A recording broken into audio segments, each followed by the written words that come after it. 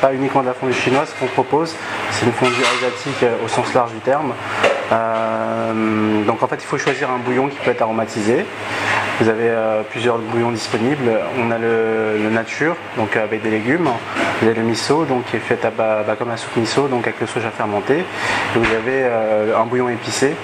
Voilà, tout simplement. Donc à côté des bouillons à choisir, vous avez aussi des sauces à choisir. Donc des sauces auxquelles vous avez au droit, c'est sésame, cacahuètes, saté, barbecue. On a une spéciale qui est un peu douce et épicée. Voilà, donc dès que vous avez le bouillon et les sauces, on a un convoyeur magnétique, un peu comme un sushi train, sur lequel les aliments passent. Donc les aliments sont crus, donc il faut se servir, plonger les aliments dans le bouillon, et tout simplement, voilà, dès que c'est cuit, récupérer les aliments, plonger dans la sauce et déguster. Alors quels sont les aliments justement qui sont sur ce fameux convoyeur? Alors vous en avez beaucoup, on en a énormément. Vous avez de la viande, entre autres de la viande de poulet, de bœuf, d'agneau. Après vous avez aussi beaucoup de fruits de mer, vous avez des crevettes, du poisson, des calamars et des petits produits qu'on fait nous-mêmes aussi. Donc c'est des petites pâtes de crevettes, des petites pâtes de poisson. Donc ce sont des crevettes et du poisson finement hachés auxquels on rajoute des petits condiments. Voilà, tout simplement. Pour donner du goût et voilà. Donc c'est à plonger dans le bouillon aussi.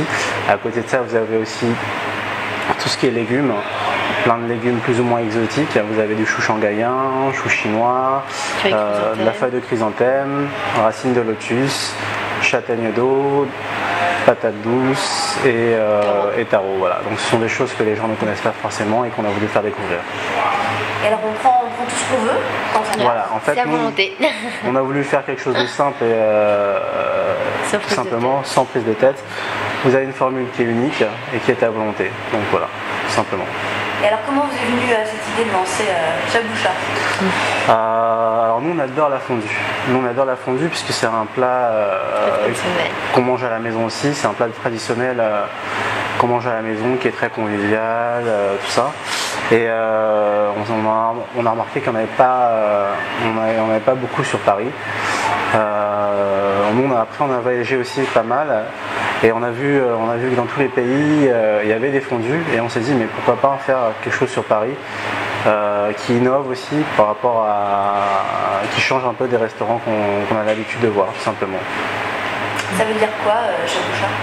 Chaboucha, c'est en fait c'est le nom de la fondue, c'est le diminutif de shabu shabu qui est le nom de la fondue japonaise.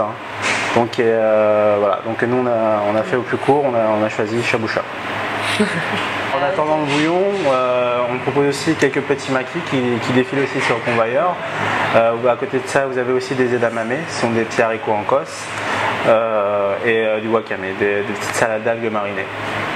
La grande table conviviale comme ça au centre, c'était un critère numéro un, une obligation d'avoir ça. Vous vouliez vraiment avoir... On voulait absolument ça, sinon c'était rien. Pour nous, oui, parce que c'était la base de travail. La table d'hôte, pour nous, c'est vraiment ce qu'il y a de plus convivial. Hein. Et le maître mot dans la fondue, en général, c'est que c'est la convivialité. On mange ça entre amis, en famille, et voilà.